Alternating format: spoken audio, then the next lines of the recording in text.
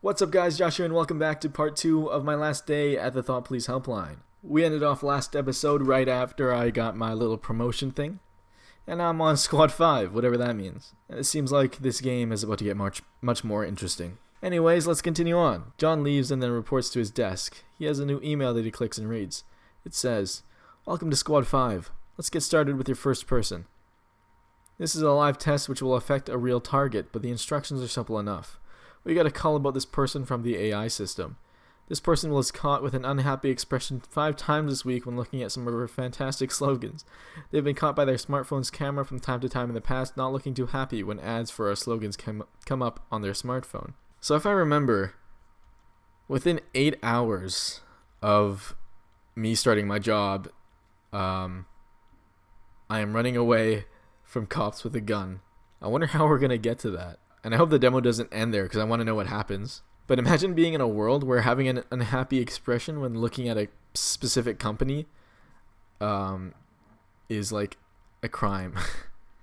As with all of your targets, you'll be given a curated list of things automatically selected from their past, with a list of automatically created suggestions. Choose one. As you know, in our society, it only takes one thing to ruin someone's life, and they won't get another chance to redeem themselves or change.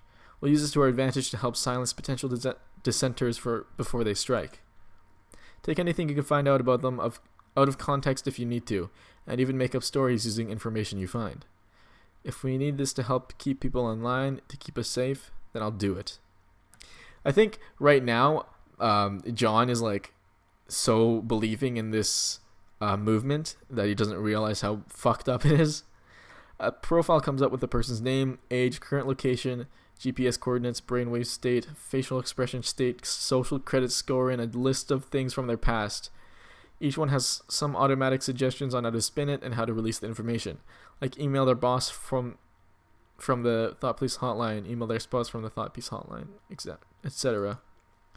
Name, Baiwa Fang, age 21, current location 38, brainwave state concerned. Facial expression state neutral. Social credit score 2,725,726. Curated list of misdeeds. She questioned government foreign policy. She researched the word depression on a search engine. I think this top one seems more viable. Maybe she's fucking depressed and she wants to know like if she actually is or not. So she searches up depressed on a search engine. What the fuck? Alright. Label her a traitor of our nation for not supporting government actions wholeheartedly. Label her a tool of the enemy, or tell her family she'd rather have them die than spend more money sending resources like troops to other countries. Let's do this bottom one. The screen says the suggestion has been submitted. They have brainwave scanners? I didn't know it back this far and was this in depth. With any of my calls mentioning any subversive word, they could take it out of context to take me down too. This is dirty. At least what I did before didn't take things out of context, did it? The phone rings to signal it's an internal call, and John picks up the phone. "Hello, John. Is everything okay? Our facial recognition software and brainwave scanner you probably just found out about noticed that you seem a bit unhappy." Shit. I think I'd be happier back in my older client-facing role. Oh, come on. Maybe you're just nervous. Give it a bit more time. You're giving it a bit more time. Okay, sorry. Sorry, boss. The boss hangs up the phone, and John notices another email that just came from someone named Shade at Squad 5. The email reads, "The person 2 desks down from your left works for Squad 5 too. They messed up. Watch."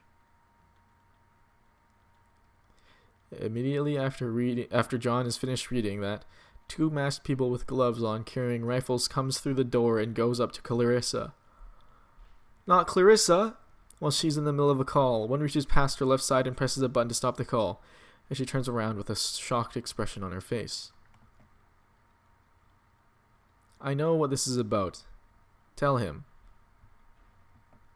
One of the gunners puts their hand over her mouth and slams her head down on the desk. He keeps her down as she struggles to break free. "We've been suspecting you of foul play for some time and have evidence to show you're a traitor.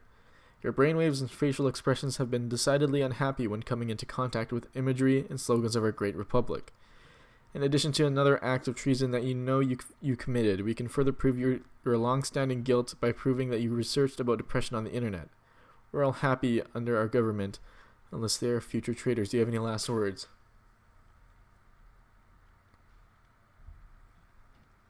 Holy shit. Holy fucking shit. I didn't expect this. Holy shit. I just decided her. That's what I was... Fuck, dude. Mom, Dad, I'm sorry. The gunner puts his large hand over her face, holds her down on the desk, and leans over her but close to her. The gunner pauses, then puts a gun to her head. Clarissa struggles, and John can't see the top fourth of her body.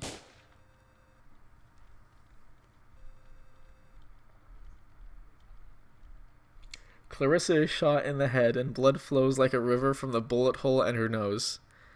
One of the gunners raises their fists and yells, "This is for our safety. Traitors will be shot on sight." Everybody continues their work as if it's just a regular day. Holy fuck. This is an important cause, but I don't want to end up like that. It's for the best that she ends up as roadkill.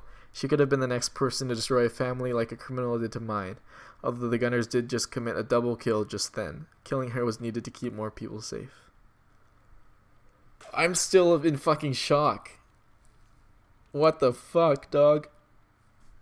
Okay. One of the gunners puts the body in a clear plastic bag, ties it up, and slings it over his shoulder as if he's taking out the trash. Then they walk out. John gets a new email and he opens it. It says, "Congratulations, you now have her position. Let me know if you have any questions. I've uploaded a chat program that we use to your computer, and you can ask questions there. No need for a username and password if you've got nothing to hide. Then there shouldn't be a problem with us reading all of the information in the chats." A chat box pops up on the computer with someone named Shade as the other chatter. There's a new icon on the screen for the Squad 5 chat program.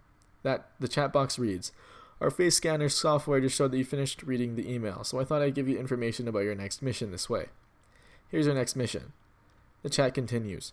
"Our software picks up conversations from people's smartphone microphones that we turn on that may be suspicious, but we need a human to review these sometimes. Please review this portion of this call and mark if there's suspicious activity or not. This is an urgent request from an agent in our country's spy agency, since this target has been on watch list for some time. If you mark that as suspicious activity, you can choose what to do with the caller in the recording. If you mark there is no suspicious activity, the person is then let go. The program will let the caller know your choice, and I'll observe. Consider this a bit of a live training session. Here's the call." I'm going to save here just in case. Just in case I fuck up. Okay. If we had technology like this when I was younger, it could have saved my family. So I don't even get to hear the call. I just have to choose one.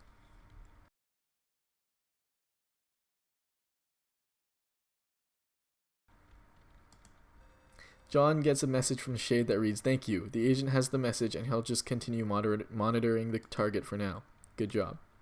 John messages back, "Thank you. I want this to help people, but this seems like a little much."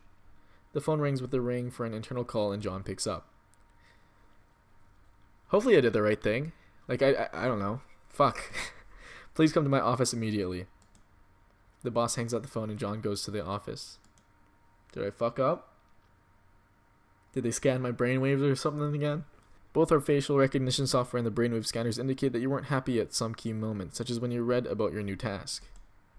"I want to help people, but I can't be happy 100% of the time, for fuck's sake. You'll remain as part of Squad 5, but you're being put up one level on our internal threat spectrum watch chart. If you become too much of a threat, then you saw what could happen to you. You're otherwise a good employee who's committed to their job, so please do your best." "Will do, boss." John leaves the room, and waiting outside are two people with guns who killed the person in the office earlier today. "Oh shit, this is bad. Okay, establish dominance. We do things a bit differently at Squad 5 to keep people in line. Please come with us." "Nah.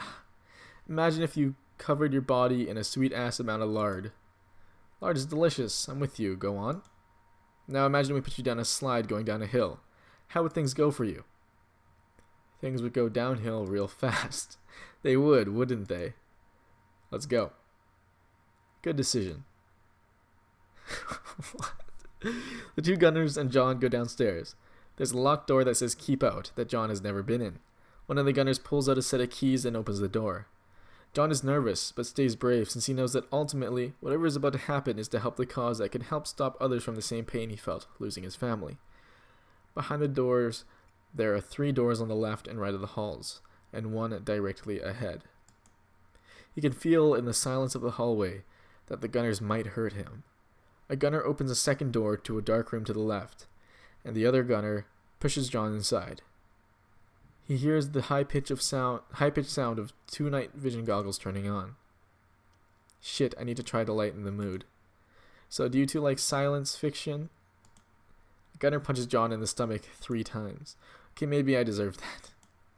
John hears a giggle as if a woman with a high-pitched voice was giggling in the darkness, and the sound of something being hit in that direction immediately after. That should shut her up. Who the fuck is with me here? John, we've received a report that your brainwaves weren't good to go when you did your job earlier. You're lucky the boss respects your work so much.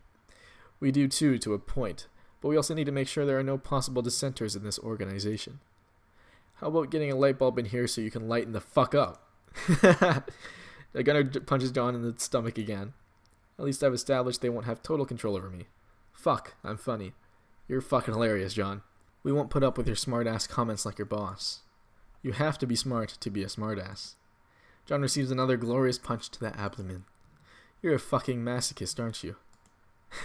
Oh shit, good idea to play as if I'm one. Maybe they'll stop. I'm a fan of punishment. Damn it, man! There's the giggling of a woman in the darkness again, and there's movement as if something hit and it stops. I'm assuming the gunner punched her again. Look, we have information that will be of use to you. We'll figure out another way to... say it. Pun issue. Ahahaha. Good shit. I can never look at that word the same way again. Demoralization complete. For now. Just know that if you fuck up, there are fates worse than death. The sound of light crying can be heard from where the giggling was heard, and there's another movement and hitting sound from where the crying was. This is fucked up. Let's go into the hallway where the lights are. John and the 2 gunners go into the hallway. I heard you joined the Thought Police hotline to help find the people who killed your family, and you want to prevent others from suffering like you did. We all have similar reasons for joining. Gunner 1 holds up his arm and projects a hologram that shows a blurry image of the area where John was the night his family was killed. While he was with them, the murderer is in front of John and his family in the image. We did some digging around and found this image. Whoa. We apprehended the subject and there's no need to investigate the case further. We'll take good care of you at Squad 5. Oh no, Gunner, you misunderstand. That means that I super will need to investigate the case. Dude, that's hella suspicious. Don't worry about it. You've got it taken care of. I'll take you back to your desk. Also, please keep in mind not to tell anyone about what happened behind these doors, or there will be consequences. Sexy consequences? Extremely unsexy consequences. If you distilled the unsexiness of the consequences and unleashed it upon the fertile plains of sexiness, they would turn barren in an instant from the distinct harshness of the unsexiness, the likes of which the world has never been witness to nor will ever witness again. I love the dialogue in this. It's so amazing. I love it. That's no good. Let's go. Congratulations on the bomb, by the way. We'll be a lot more effective after we get authorization to use military force so easily. Wow. Well, with that little plot thing that just happened, we're going to have to end the episode here. I hope you all enjoyed. If you did, please like, comment down below, and subscribe for more content from this channel. I post regularly being once a day. If you're lucky, I might even post 2 times on one day sometimes. This game is sick. I really like it. I am excited for whenever the full version comes out. It's super interesting. I love it. I love everything about it, actually. That doesn't really make any sense, but once again, I hope you all enjoyed, and I'll see you all in the next one. Josh out.